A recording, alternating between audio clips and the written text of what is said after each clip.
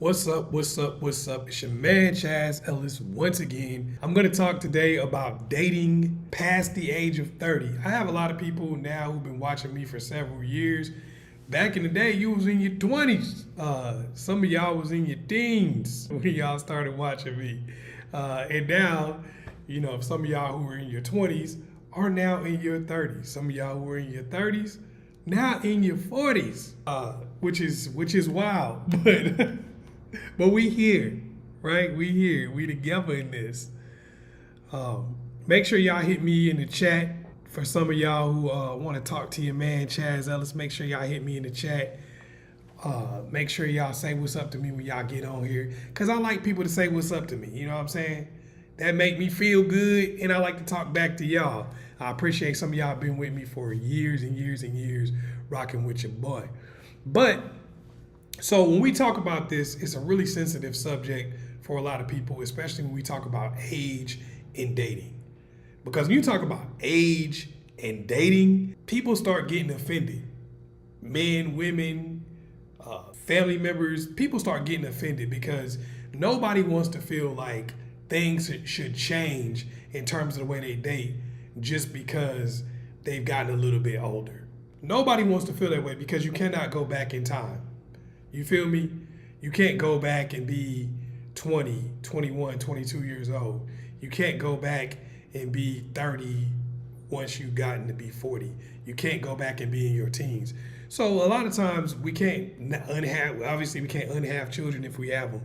There's a lot of things in life that we've done along the way and we feel like we're better for it. And then somebody comes along and says, well, because you're this age or because this is your current situation, you can no longer ask for or expect the same things out of a relationship that you once did. So I'm going to be sensitive to that, but we're going to talk about this and it's going to be real and honest.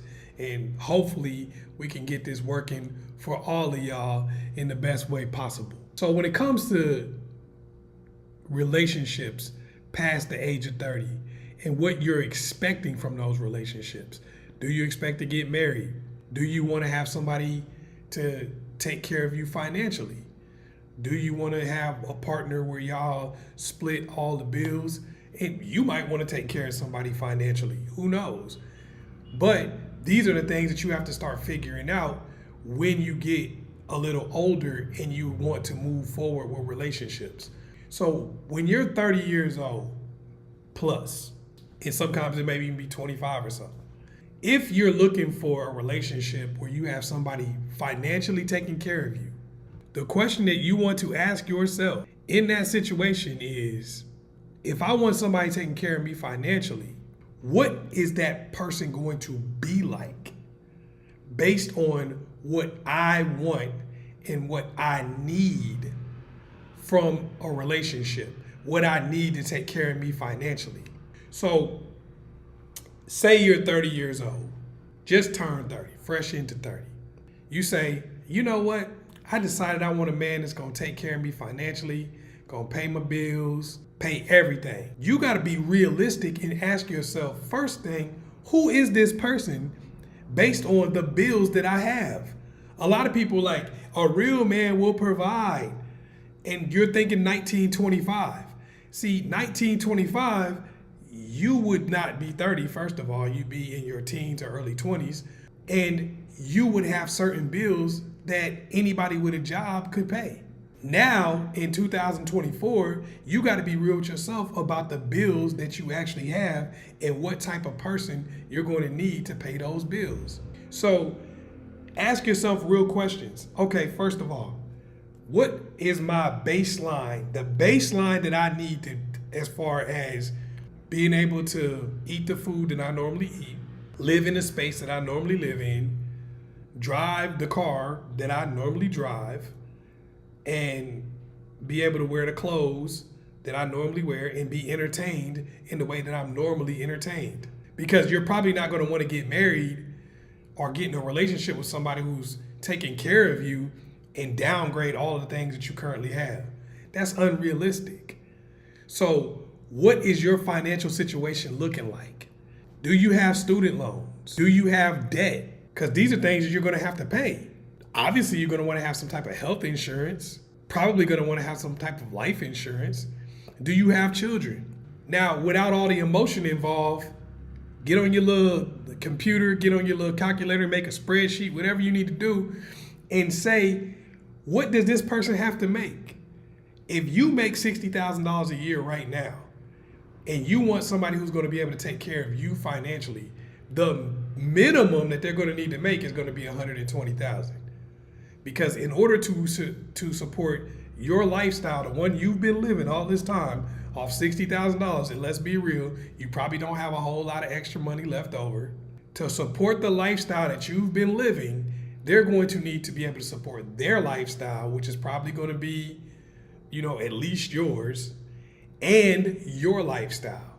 And if you're deciding that you want to have children at some point in time with this person, now they have to also be able to support the lifestyle of the future children you're going to have. So this is another thing you got to think about. What is my dream life, and what does it look like? Is my dream life being at the crib, having 3 kids, and washing somebody's clothes, cooking them breakfast, making lunch for them to take to work, cooking dinner when they come home, making sure I'm washing the dishes and all this old stuff, taking care of the kids at the crib, and not going to work? Is that my dream lifestyle? Is that what I've built my life up to thus far? These are things that somebody who is 18, 19 years old doesn't really have to think about because they haven't really built a life. If you're 18, 19 years old, you may have a year or two of college unless you like some super smart. We talking about just a regular person. You probably haven't gone through college yet, 18, 19 years old. You high school, maybe a little bit of college. You haven't built any work experience, not in a real gig. Unless you play in the NBA or something like that, you haven't built work experience at a real gig. So when you're 18, 19 years old, 20 years old, most of the time it's a lot easier to make this decision because there's none to be made. You don't have years and years of college that you done put in. You don't have years and years of work that you done put in to build up a certain life. So saying, would I want to be at home taking care of some kids and all that kind of stuff, it's like, well, I don't have anything else, so of course, that's cool with me. But when you've built a life, you might have gone to law school. You might have gone to medical school. You might be an engineer. You might have a doctorate. You might, what I'm saying? There's so many things you could have already done with your life. And now, as a grown-ass adult who's in their 30s, 40s, or more, you got to decide that you want to quit your job and live off of whatever someone else can provide. And for some of you, you're like, well, I'm not planning on doing that. Now comes the question. If that's not what you're planning on doing and that's not your ideal lifestyle, why is that so far up on your priority list in terms of who you're willing to date? I hear women talking about, if I gotta go 50-50, I'd rather be single. If a man ain't gonna pay all my bills, I'd rather be by myself. Really? If you want to work at the job that you have and that's what you feel, you want to work in the career field that you have and that's what you feel, that really doesn't make any sense. Because if that's the case, what have you worked for all this time? What has been the point of going to work if you still have to make the same decisions as somebody who doesn't have the same career path that you do? Somebody who just works on fries at McDonald's. See, I get if you work on fries at McDonald's and you're saying the person that I pick has to be in a position where they can take care of me 100% financially.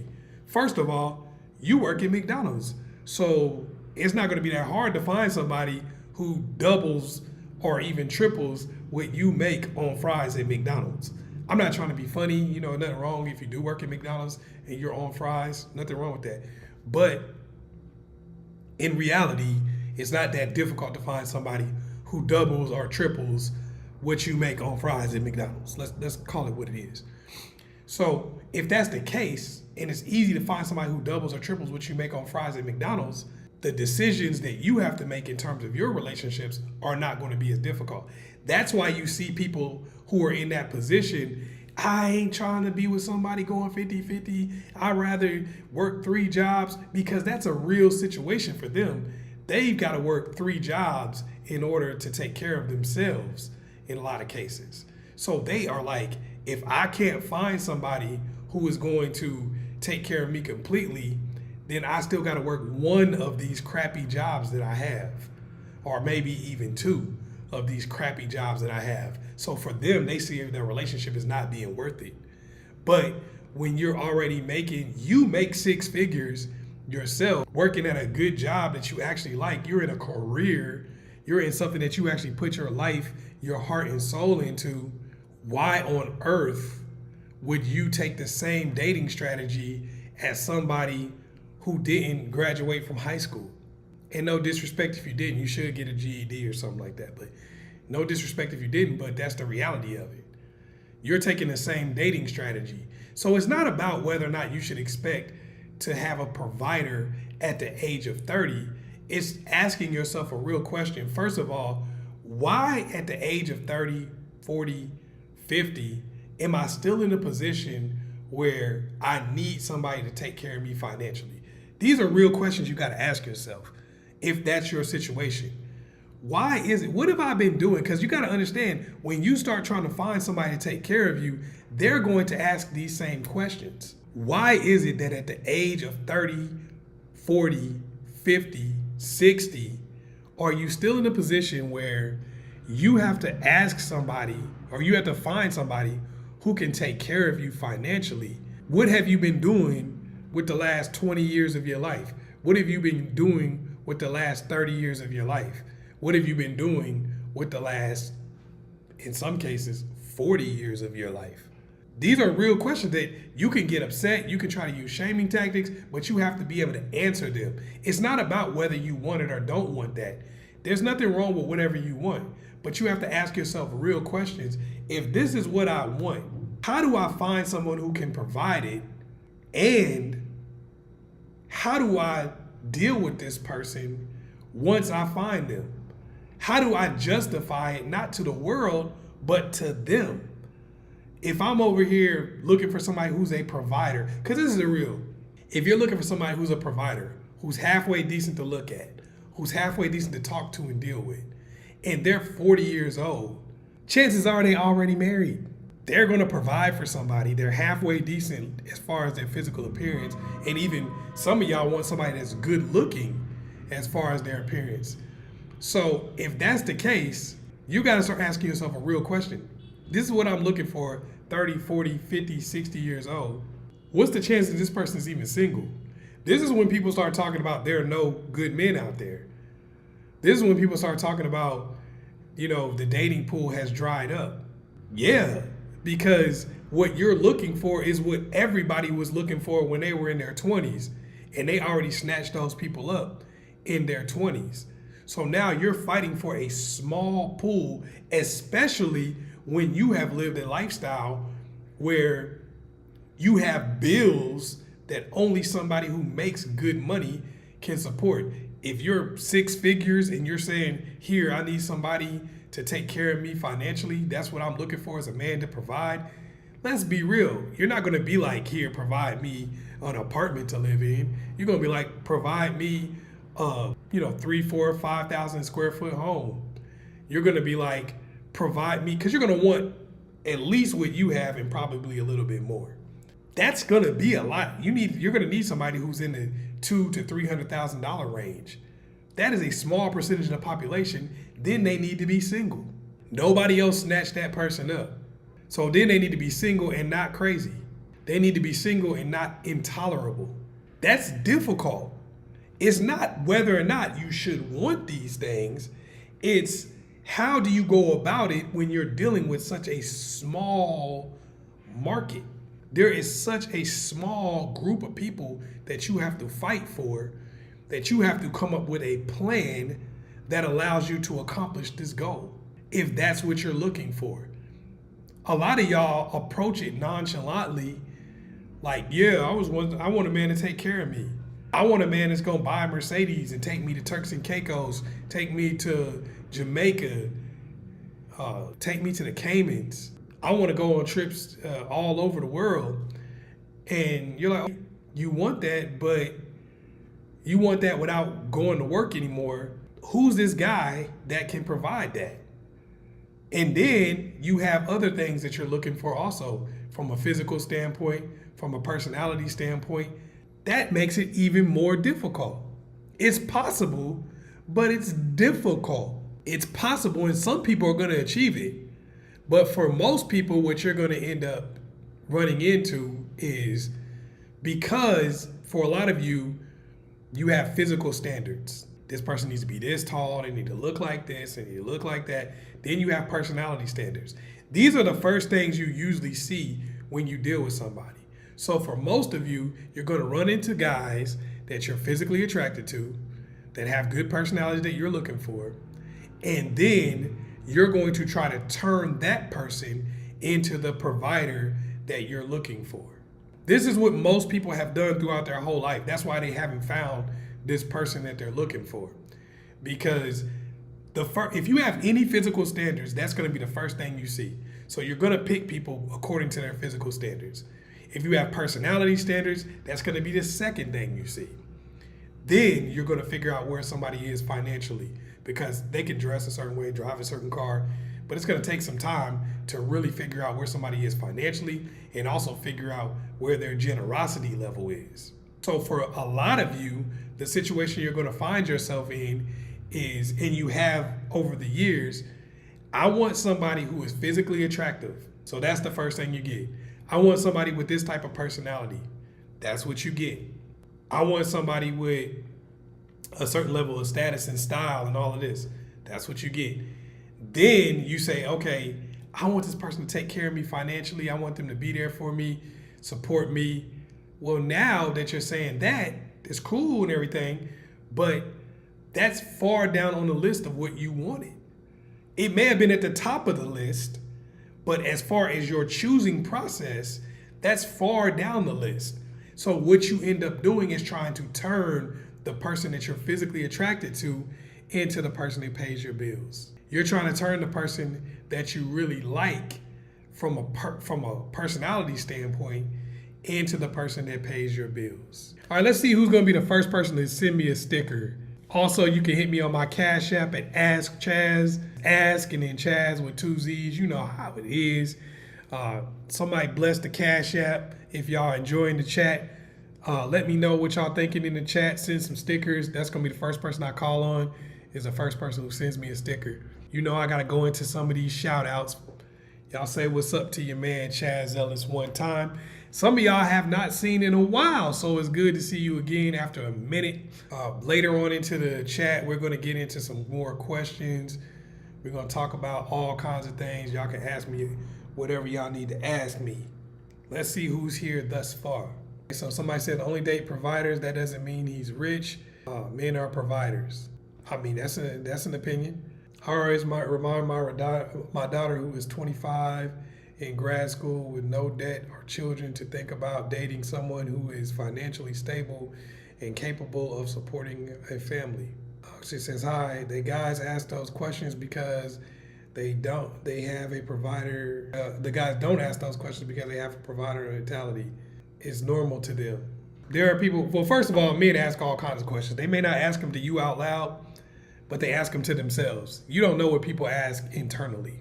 A lot of these comments here are really full of a lot of rhetoric and shaming language that doesn't really add up to anything.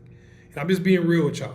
There's no offense to anybody, but that's just the way it is. For a lot of you, you have what you want in life and what you want to accomplish and what you think you should do as a woman.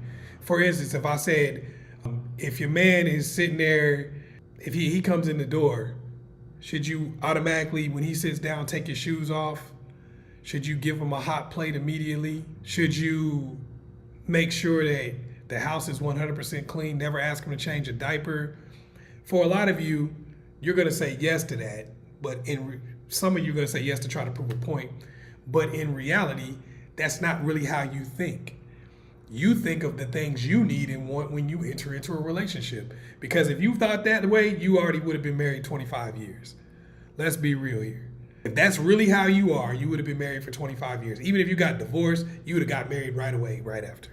So the reality is, these people that you guys think exist, oh, they're not providers anyway. Where is this provider of all of your bills that you've already met and you're currently with right now? Most people are not with this person. This is something that you just decided to yourself. A man asks any questions. If a man has any mindset of what is going to be good and valuable for him, then let's come with these insults about the person or say they're not a provider or whatever. You can say whatever you want to. It sounds cool to put on the internet.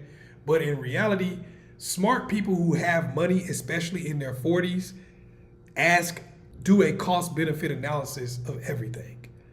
Yeah, if you'd have got that guy in his 20s, he probably wouldn't have asked those questions. You're right. But now you're in your 30s and 40s. The smart people, and when I say smart, I mean people who just think about what matters in terms of how they maintain their money and how they spend their money.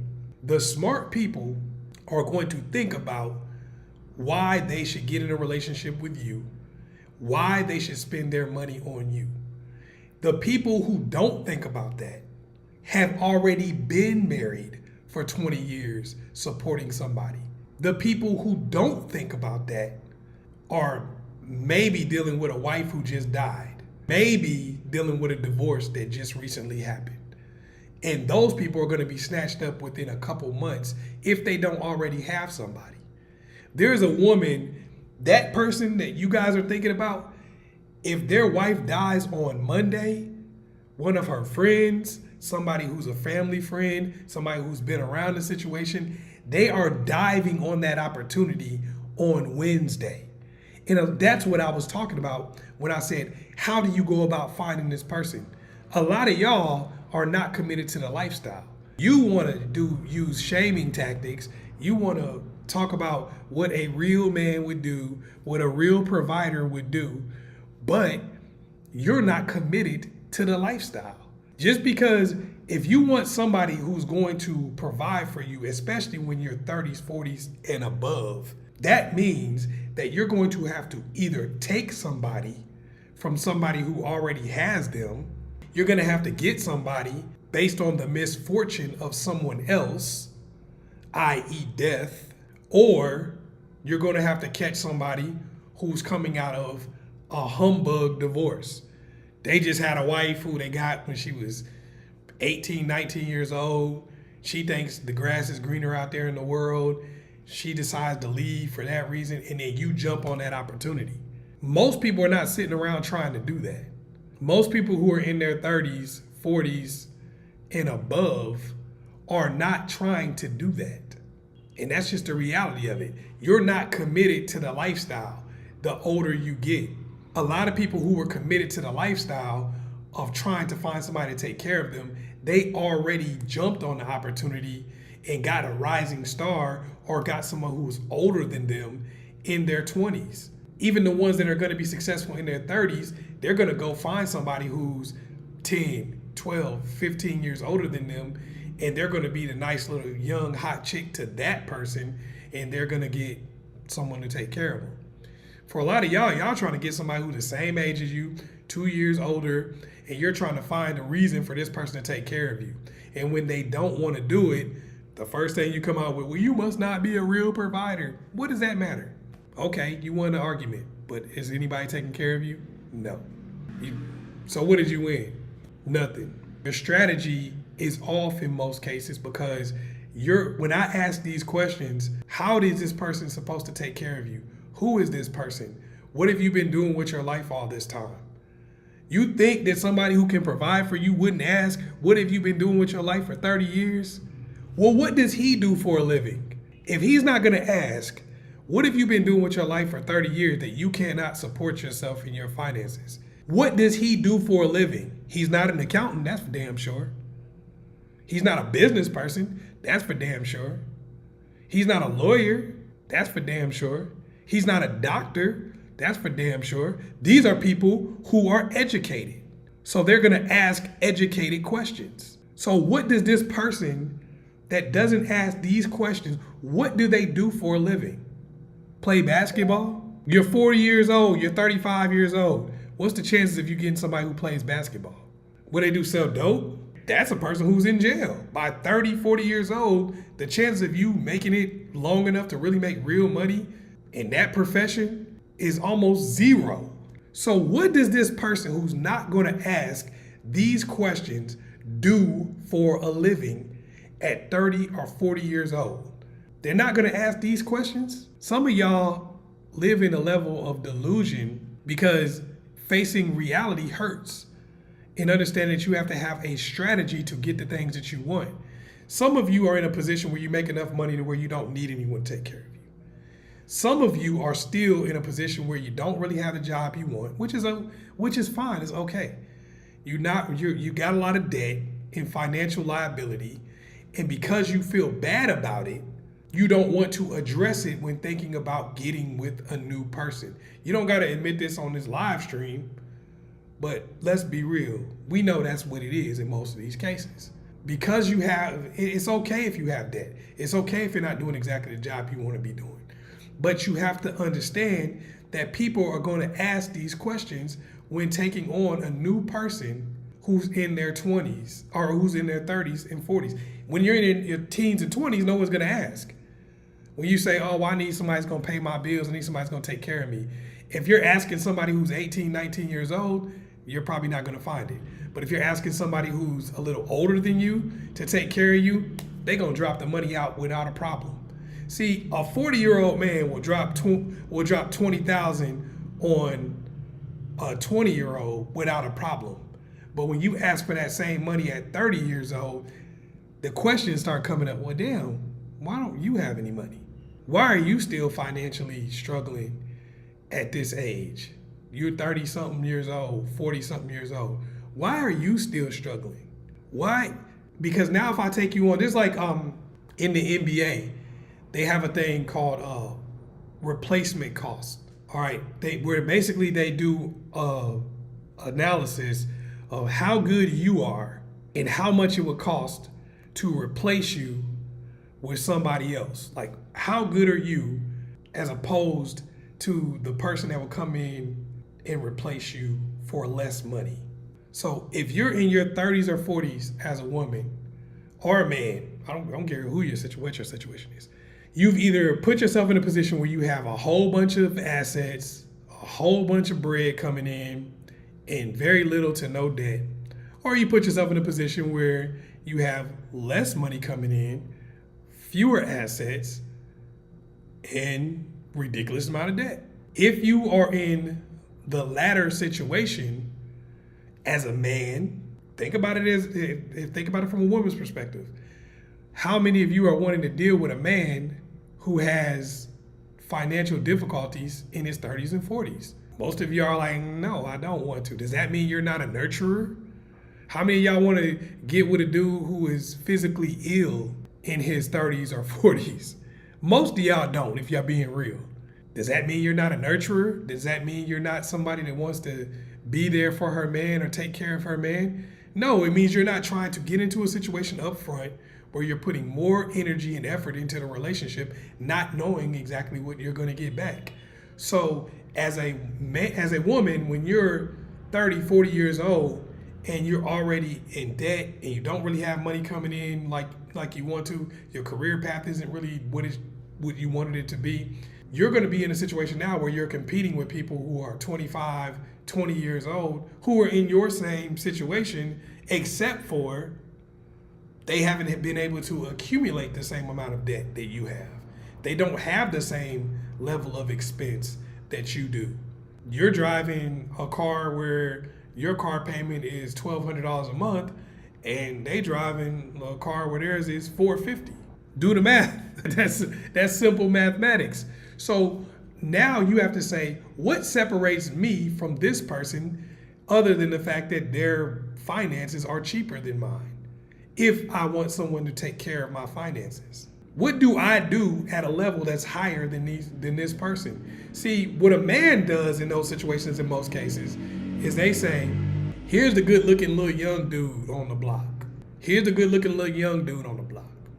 I can't necessarily compete with him in terms of being good looking young dude. But here's where I am financially, and here's where he is financially. I can take this girl to Jamaica, and he got to get her a beef patty off the truck over here. Well, that evens it out quite a bit. And yeah, he might look a little better, and especially if the guy stays in shape physically. Women can do the same thing, but a lot of them don't do it. And when you can do it and you don't, that doesn't make much sense to me. When you're in a position where you just can't do it, like your finances are messed up, so you can't be a financial partner with anybody. Understandable. But you have to say, well, what else do I have? You got to take better care of yourself physically, period. You have to have better skills as far as relationships go. You can't be communicating like you're 20 years old. You can't cook like you're 20 years old.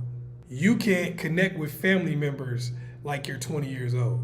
You have to do that like you're even older than you really are. If you're 30, you got to connect with family members like you're a 60-year-old grandma where everybody loves you the minute they meet you.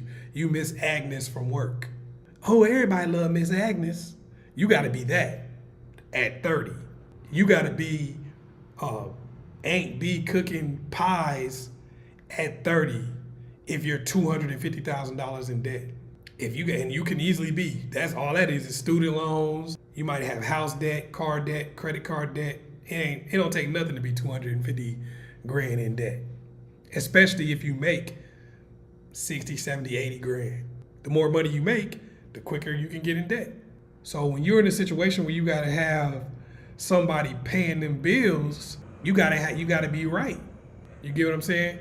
You gotta be right, especially if you have a lot of bills to pay and you don't necessarily have the ability to contribute even to your own lifestyle financially.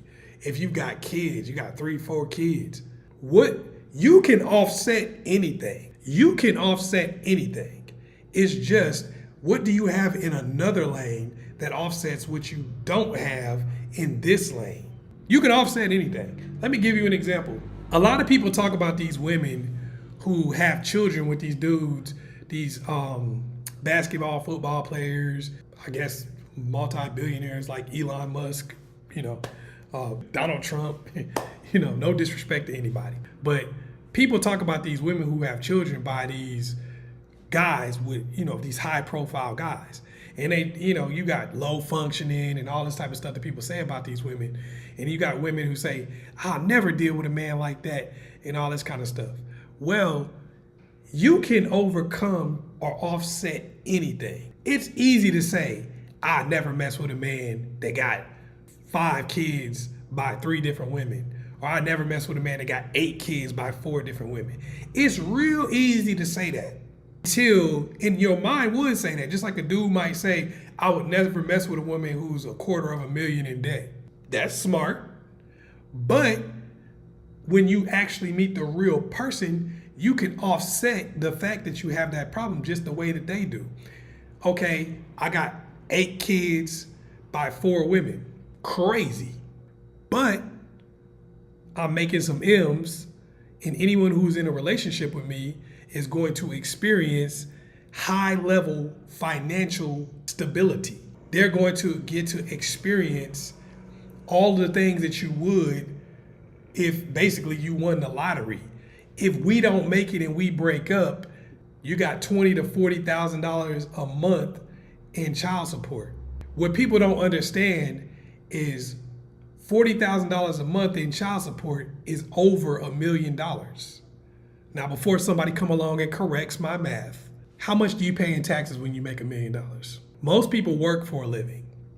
So if you're paying taxes based on earned income, that's about half your money, because most people live in a place where you have state income taxes also.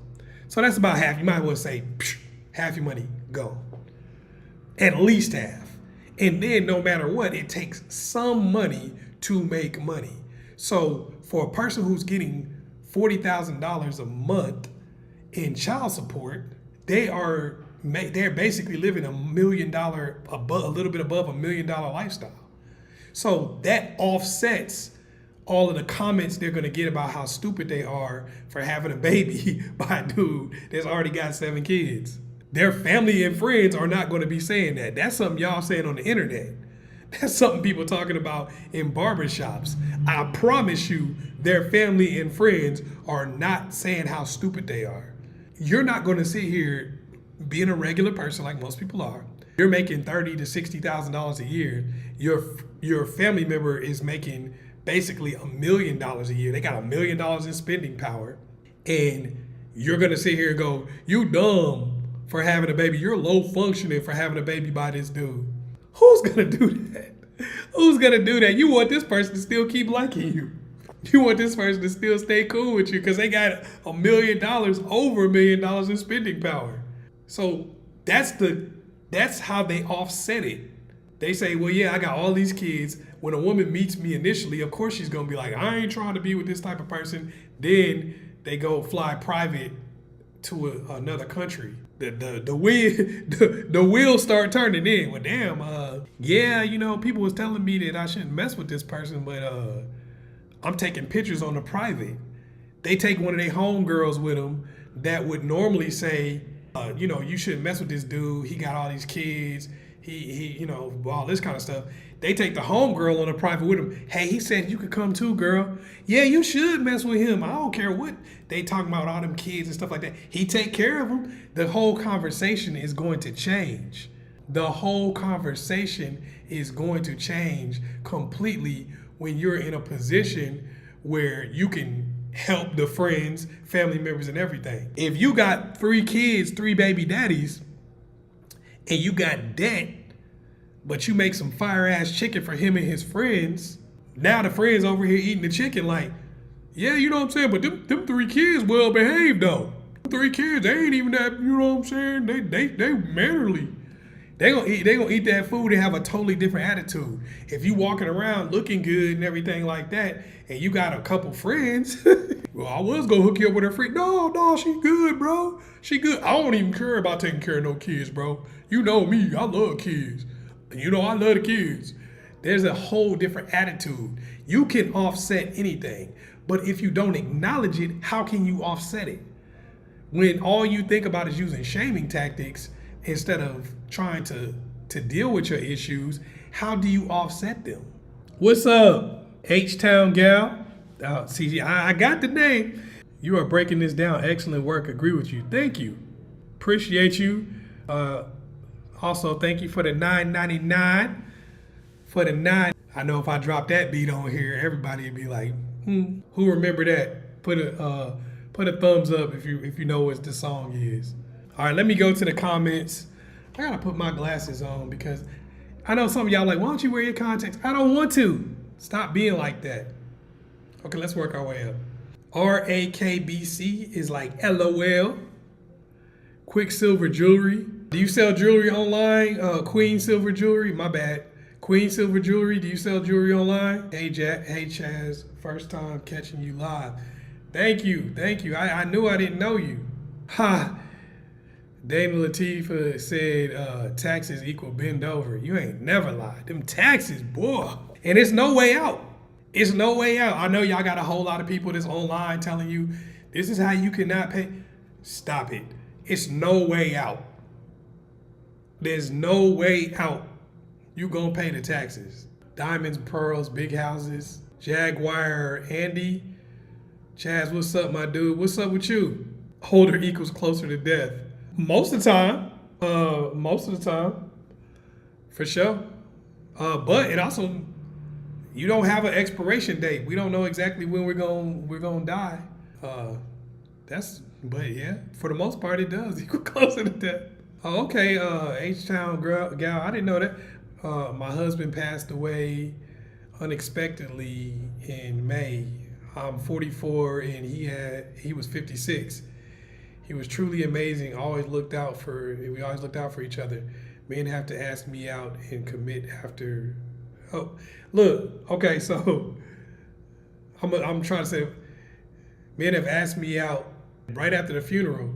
I bet you they did. I bet you they did ask you out right after the funeral. You say I'm 44, your husband was 56, It's people that's been waiting to ask you out the whole time you were married. They was just like, I'm gonna try to be respectful.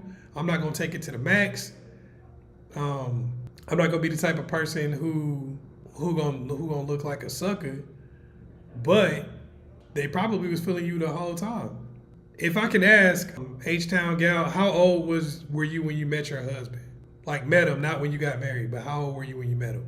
All right, look. So a lot of times what happens in life is we don't really look for what offsets certain things. We don't look at because we don't want to accept our lives, right? A lot of times we don't want to accept the fact that, maybe we got a little older, didn't really get our money right. Hey, y'all can hit me on that Cash App at Ask Chazz. That's 2 Z's. A lot of times we don't want to accept the fact that maybe we made some decisions in our lives and they ain't really come together right. Maybe we don't want to accept the fact that our physical situation may not be where somebody else's is. It's like if you're a dude and women say they want a guy who's this tall and taller than them, and maybe you might only be 5'1". You could still get girls at 5'1". You don't have to suffer and be just totally without just because you're 5'1". Work out more. Get your money right. Get your game right. You can have the same success as anyone else. Offset what you don't have. A lot of people don't like to accept the fact that there are things that you do not have and you need to offset some of the things that are deficits in your life. Okay, I'm 35 and I'm in debt up to my eyeballs. I don't own anything. I got credit card bills. I got bad relationships. I got friendships that ain't really hitting right. This is where I am and I'm in my 30s. So what's my next move? Cry about it, get mad at people who don't want to date me, complain about my life, get on the internet and make videos about how men ain't this and men ain't that. Is that what I want to do with my next 20 to 30 years? Absolutely not. Absolutely not, because it's not even necessary. What you want to do is build up, and this is why I talked about this in this conversation. If provision from a man is what you still want, and you don't have the means to provide for yourself at a certain age, instead of feeling bad, instead of saying, well, you should just take me in anyway, what you do instead is you say, nah, I'm going to gain a lot of the things that men want. I'm going to gain a lot of the things that men are attracted to outside of finance.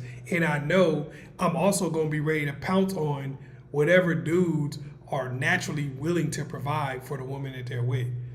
That means if their wife pass away, that's sad, we feel bad, but I'm gonna be right there at the funeral. I don't care what nobody say.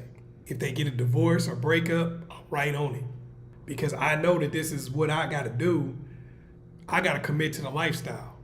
If you got your bread, don't let somebody who doesn't have bread tell you who you should choose. Some of y'all got money to stand on, and y'all still out here worried about how much money the dude you got has, and you don't even need it.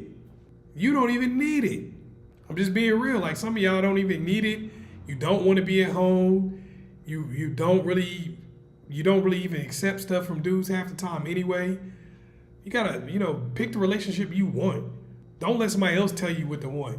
Everybody gotta be able to want what they want, and they've gotta engage in a relationship that they're looking for. Yes, those short, fat, balding execs will testify you don't have to be 6'2" and handsome. Hell no, you don't gotta be 6'2" and handsome. You could be 5'1" and handsome. You could be 5'1" and ugly. You could be 5'1" broke and ugly. Just because you don't have certain things doesn't mean that you can't pick out other things. Just because you don't have money, just because you don't have looks, doesn't mean you don't have a ability to connect personally with people. Yeah, a lot of women might be like, I'd never date somebody with that meets the description that you just put out there. Of course, that may be their first initial feeling, but then when they meet the person, they start talking to them, their attitude is totally different. There's going to be people who are interested in them just because their personality is so good. I know people say, oh, well, nobody dates for personality. Yes, they do. They don't broadcast it. You see somebody with a 3, and they're like a 8 or a 9 or whatever. They might even be a 10, and you're like, what? And you find out the person's not even rich. They're gonna be like, oh, well, they're cute to me. They look good to me. You know, that's the thing. But really, they're like, that person had a personality that I liked, and you know, that's just the way it went. That's how people are. If the thing is, everybody has what they feel like they want. They have a wish list in their mind. Everybody has a wish list in their mind. That does not mean that they don't date outside of that wish list. And most of the time, they really don't feel like they're settling. The people who talk about settling the most are usually single. I'm gonna say that again. The people who talk about settling the most are usually single. Most of the time, when you are in a relationship with somebody and you are happy because that person is making you happy, they may not have anything that you put on your list. You don't feel like you're settling in that relationship because you're having those moments, and you don't feel like, why would you feel like you're settling if you're smiling all the time? A person who's smiling not gonna feel like, oh, I'm settling for this person. I wanted somebody 6'2", but they're only 6 feet. They're only 5'8". You're not gonna feel like that if you're smiling. You're not gonna feel like that if they blowing your back out. You're not gonna feel like that if you're sitting around hugging and petting on them and having good conversation. You're not gonna feel like you're settling. That's unrealistic. That's just something that people say because this is what we gotta realize also. A lot of people just wanna shoot holes in other people's relationships because they don't have one. Oh, you settling for this person? I wouldn't want, you know, it's like the dudes that I know who have the highest standards have never had a woman in recorded history. They claim they had women, but it's people that I've known my entire life who have the highest standards, and never in my life have I seen them with a girl. Like, I've never seen them in a relationship with a girl, ever. Make that make sense. All right, send me some stickers, guys. All you gotta go do is hit the cash symbol, and stickers will come forth. Support the chat. Show me that you got some love for me. It also makes YouTube put these chats out to other people. If you don't hit the stickers, if you don't comment a whole lot, then they don't put them out for other people to see. They just bury me. They be like, they don't like you, Chazz. They ain't even sending you no stickers. That's how it works. Also, you can cash at me on Ask Chazz on Cash App. That's Ask Chazz with 2 Z's. All right, so we're at the portion where you guys can start asking me some questions. I know some of y'all got your little questions that you want to ask. Comments, questions, statements. It's all about how much a person is willing to tolerate. You're not wrong. I think it's the person too. Like, most people, if they feel happy, you're gonna tolerate a lot more. Like, let's be real. There's what you have in your mind. Like, okay, this is a perfect example. I'm not trying to be funny, but I was talking to one of my homeboys, and I can't remember the girl's name. Y'all, if y'all got it in the comment section, y'all please put it in there, because I'm not trying to be disrespectful. I can't remember her name. It was this attractive young woman, I'm gonna say woman, attractive young woman who was dating Rick Ross. No disrespect, but I was talking to one of my homeboys, and he was like, why would anybody that look like her date Rick Ross? I was looking like, what? What do you mean? He was like, nah, man, I mean, she could get other rich dudes. Like, she's really good looking. She could get other rich dudes. Why would you want to date somebody that look like Rick Ross? For people who don't know, Rick Ross is obviously heavier dude and, you know, that kind of thing. And I'm like, okay, maybe she could get people who got more money. Maybe those people are, maybe not more money, but maybe she could get people who are better looking, who also have money. But the reality is, dude might have kicked game to her. He might have been the one to holler at her. She might have been in a better situation. He might have been in a better situation. It might have been a situation where they clicked. It didn't have to be, oh, well, this is what you look like. What's her name? Christina Mackey? Okay, okay, thank you. Yeah. Thank you. You've been on, okay. You've been on it. H-Town gal, once again, appreciate you. Yeah, A lot of times it's just the fact that they could have had a connection. Yeah, she probably could have got somebody with money and maybe we would have felt like they looked better. But that doesn't mean that she can't connect with somebody like Rick Ross and have a great relationship with him. People look at it from the perspective of looks are everything. What the person looks like or what the person has. Like somebody got to have every single thing in order for somebody to have a relationship with them. There are people who have been married, and I don't want to do nothing disrespectful, but there are men and women who are married to people and been married for 20 years.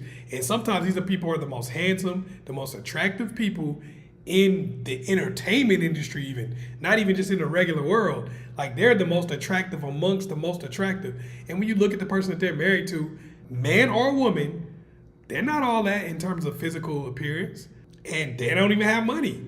It's like neither one of y'all had money when you met, and you could have left whenever you wanted to because now you're a multi-millionaire, but they didn't. And a lot of that is because when people are happy somewhere and they're not thinking about what's happening outside the world, a lot of times they don't care what a person looks like or any of that. What's up, James? Appreciate you, bro. Thanks for blessing the Cash App. Appreciate you, my man. Oh, man. That's deep, bro. How does one get over the feeling of getting the short end of the stick after you take someone back and become bitter as time goes by? It's very easy when you take somebody back to become bitter because there's a reason why you guys were split up in the first place. And normally whenever you take somebody back, that's going to at some point rear its ugly head. They're going to usually, and not always, but usually take on some of the same behavior that you ended up breaking up over in the first place. And most of the time, you're going to get the quote unquote short end of the stick. But I'm going to tell y'all some real stuff. And I hope this doesn't seem glib, but I'm going to tell you some real stuff. When you are in a relationship, it ain't but a few things you really get out of it. Companionship, somebody to chill with, somebody to talk to, some sexual healing, whatever, financial connection or resources, somebody to go places with, somebody to have on holidays and weekends. These are really only things you get out of a relationship at the end of the day. We can call it all kind of stuff. You might get some kids out of it or something like that. But these are what you really get out of a relationship when it's all said and done. Let's be real. And since that's what you get out of a relationship when it's all said and done, for the most part, if you got any of those things, don't be upset. You know, it's not your girl or your guy, it's your turn. And if you got the most out of that moment, what are you mad at? We only do this for relationships. If you get a car, you drive that car, everything cool with the car, you get all the mileage out of you, takes you back and forth to work and all that kind of stuff, that car is going to break down at some point in time. Or you're going to sell it and get another one, whatever. Are you mad? Or do you go, well, damn, you know what? I got what I wanted out of the car. When you eat a meal, if you got full, you enjoyed the meal, you don't get mad because the meal is over. You bought a meal, you ate it, you enjoyed it. The meal is over now. You know, get up and go, you know, chill, do something, and then buy another meal at some point. But a lot of times we feel bad when we feel like we got the short end of the stick in a relationship because, first of all, you did some stuff you probably didn't want to do. But let's be real. You did it so you could be around the person. You did it so you could smash. You did it so you could have companionship. You did it so that you could get the things that you probably got. You got most of the things that you wanted to get in most cases. Let's be real. Maybe it wasn't as long as you thought it was going to be, but you still got it. And I tell women this and men this. If you got some of what you wanted out of a relationship, then that means that the time you spent, the money you spent, the energy you spent was worth it. Because what else would you have been doing other than trying the same thing with somebody else? So whatever you bought them, and y'all chilled, talked for a little while, had some good times, you were probably going to spend that money and buy somebody else that same stuff. If you let somebody hit, you probably had a good time. Otherwise, you wouldn't have kept letting them hit. So where is the anger coming from? A lot of times it's really coming from we feel like we are somewhat embarrassed because we didn't get as much of it as we would have wanted, and we feel like somebody one-upped us. Like a lot of times we get in a relationship and we try to compare what we got in a relationship compared to what we gave. We try to look at it like a business deal. We try to be like, okay, well, damn, I bought this, I bought that. They didn't buy me any of those things. Man, I did this, I did that. They never did any of that for me. Okay, so what? But you got what you wanted to get for however long. You got what you wanted to get. So that's a really good question, James, because a lot of people feel the same way as you.